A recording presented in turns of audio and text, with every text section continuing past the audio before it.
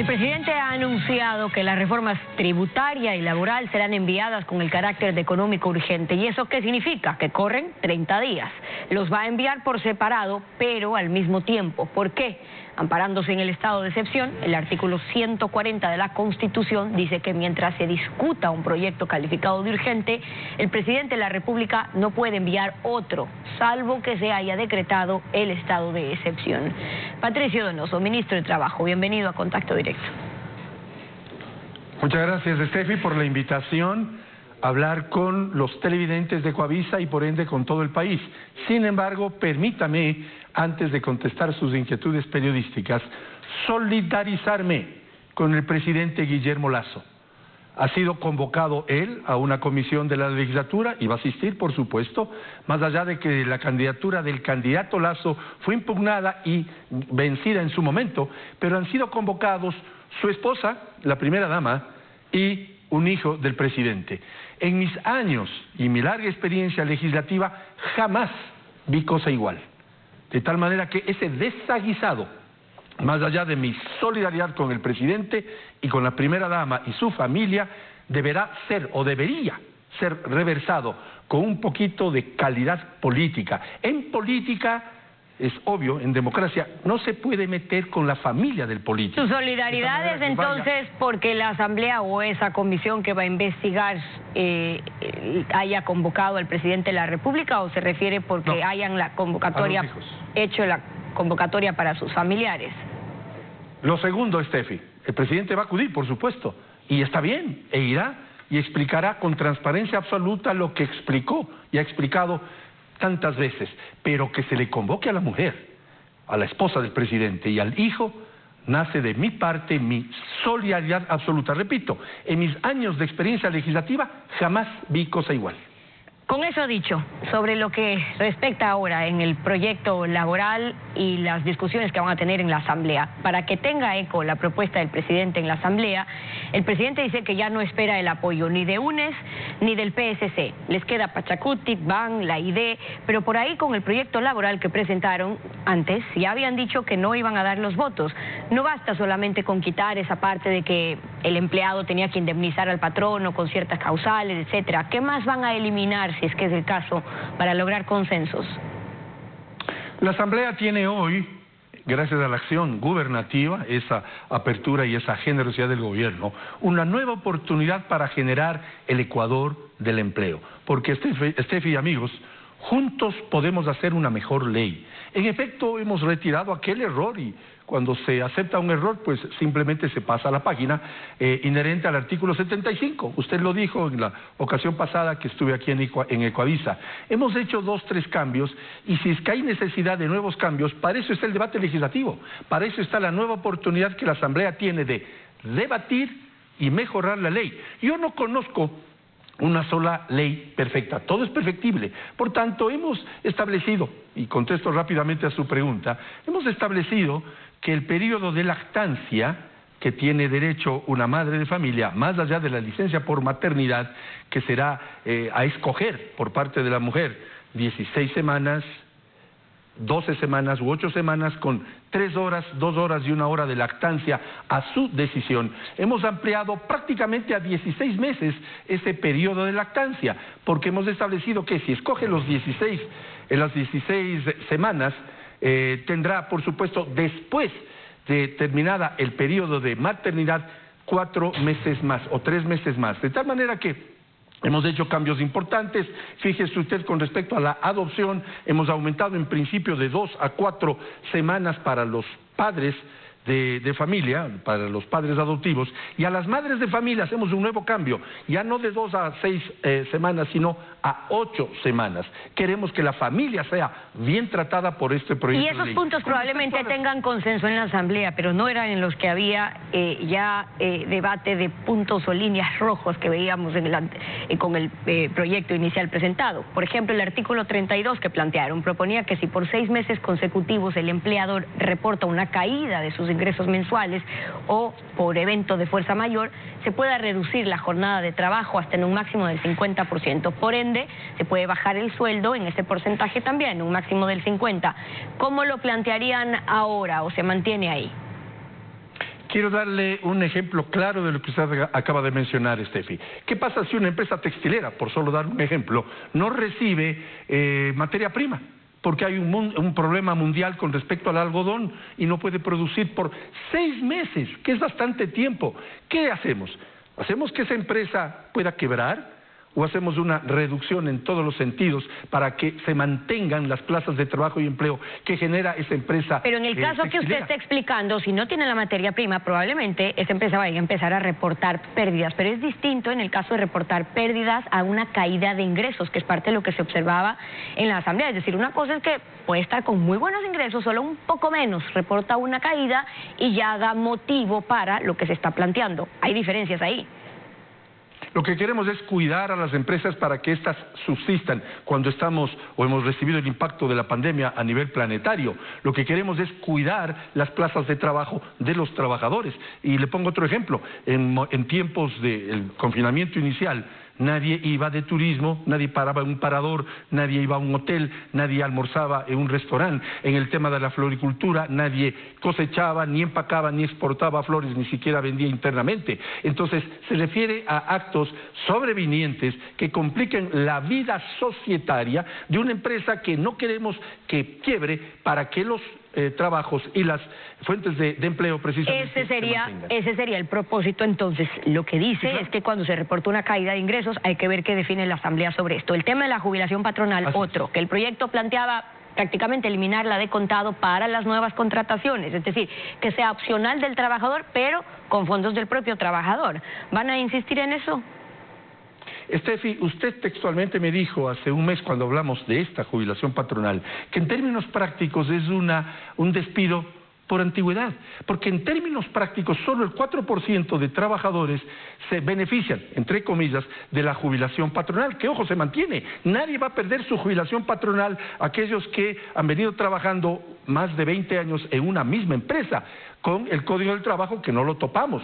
Lo que establecemos es que en la nueva ley, que es alternativa y voluntaria, no existe esa figura que podrá vérsela de aquí a 20 años, porque la jubilación patronal solo sirve cuando un empleado se mantiene 20 años en una misma empresa, pero puede ser hoy en día, los jóvenes lo que buscan es oportunidad, más allá de la estabilidad. Por tanto, esto que rige en realidad con relación a la jubilación patronal se mantiene a futuro para los actuales trabajadores. A futuro lo eliminamos por el sobrecosto enorme que significa y apenas un beneficio de 4% de los trabajadores, en perjuicio del 96% restante. Es decir, van a insistir en ese punto. Ahora, si sé que, más allá de que sea muy pequeño el porcentaje que realmente llega a acceder, ¿por qué? Porque los votan antes de que cumplan los 20 años, y eso es cierto, un pequeño porcentaje. Eso no significa que los trabajadores tienen la aspiración de acceder a una jubilación, pero si se quisiera insistir en ese punto, ¿no debería ir más bien de la mano con darle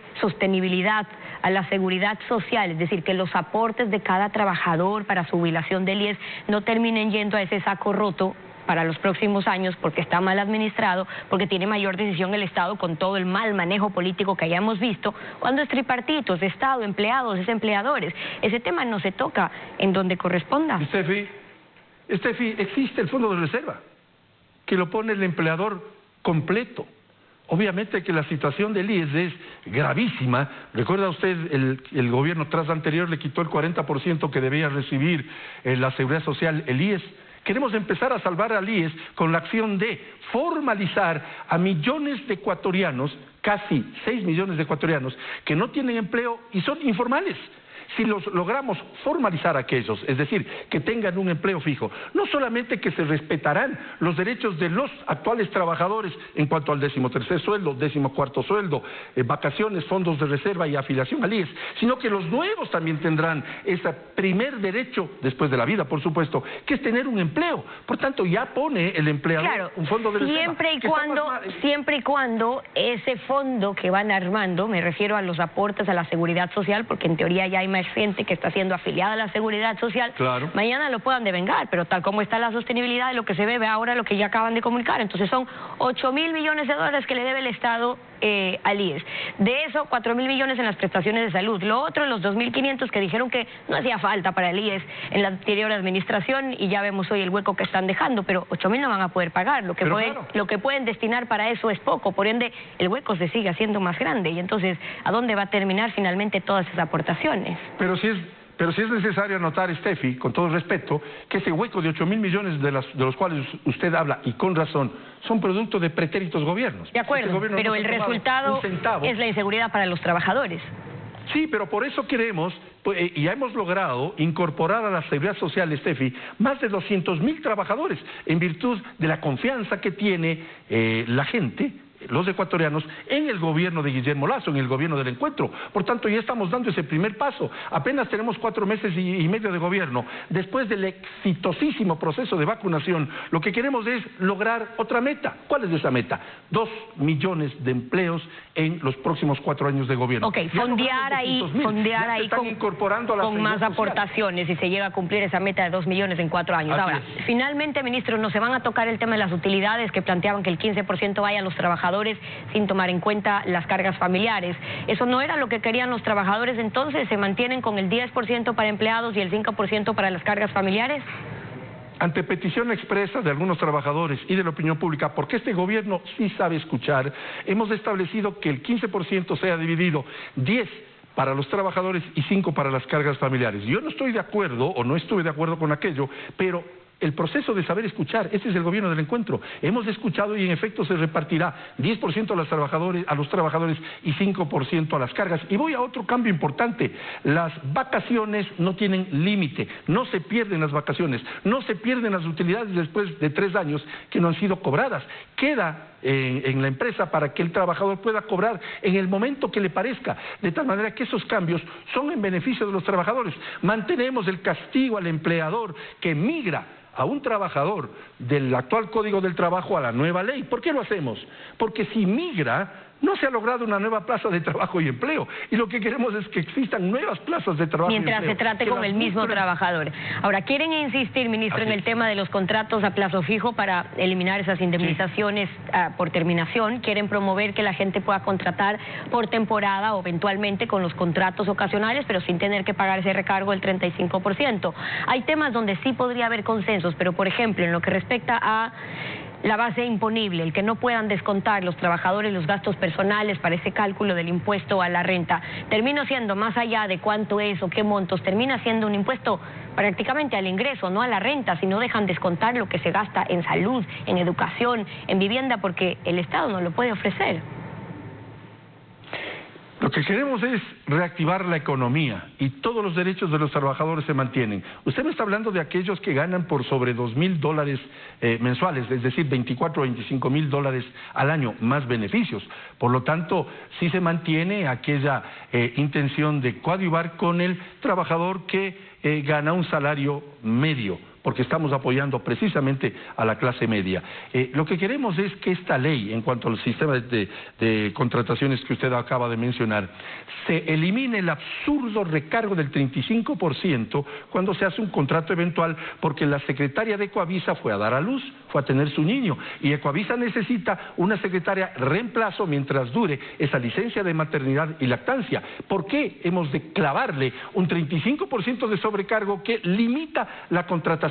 Segundo, el sistema de contratación por obra. Acabada la obra, acabada la relación laboral. Usted acabó de construir su casa. Quedó claro, ministro, ese tema de la temporalidad y además los contratos ocasionales. Pero en el tema de los impuestos, le insisto, porque es una preocupación sobre todo de los trabajadores. Ustedes insisten, bueno, pero es para quien gana más de $2.000. Pero ¿en qué formas? Lo que vamos a mostrar fue elaborado por un abogado laboral. En la práctica, más allá de que sea, porque el gobierno insiste en, es solamente el 3.5% de los trabajadores, pero no son solo los que ganan más donde se ve reflejado ese mayor porcentaje. Veamos ahí dónde más está, es decir, cuáles son los porcentajes o el impacto para quien gana $2.000 o $2.500. Y más allá de eso, ministro, significa nuevamente pagar más impuesto para los trabajadores cuando no pueden hacer esas deducciones. Justamente lo contrario de lo que ofrecieron, que no iba a haber más impuestos, sobre todo si hablamos desde ese lado de las personas naturales trabajando. Usted lo acaba de decir, esto solamente recae en el 3.5% de los ecuatorianos. 3.5%. Esta crisis de la pandemia tenemos que pagarla los que tenemos posibilidades económicas, los que más tenemos.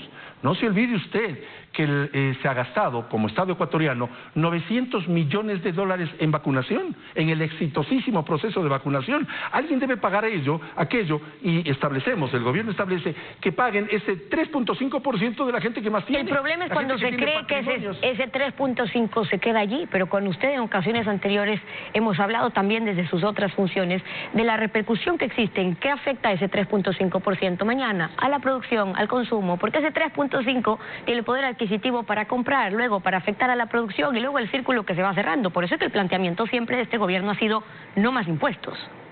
Para eso está el debate, Steffi, para eso está el debate. Precisamente en el debate legislativo se conversarán sobre estas cosas, y con los insumos, como el que usted manifiesta, u otros actores, tiene que irse mejorando el proyecto en todos los sentidos. Repito, no conozco un solo proyecto de ley que sea perfecto. Precisamente para eso es el debate legislativo, porque es la Asamblea la que promulga una ley. Pero este gobierno del encuentro lo que intenta es hacer una mejor ley para generar posibilidades y oportunidades a 5.8 millones de ecuatorianos. Casi 6 millones de ecuatorianos está buscando una ley que posibilite de forma real, no crujiendo los dedos, de forma real, que se contrate más gente y que se generen fuentes de empleo. La pelota va a estar ahora en la Asamblea. Vamos a ver cómo responde. Sí, Patricio Donoso, ministro de Trabajo. Gracias por venir a Contacto Directo. Gracias a ustedes.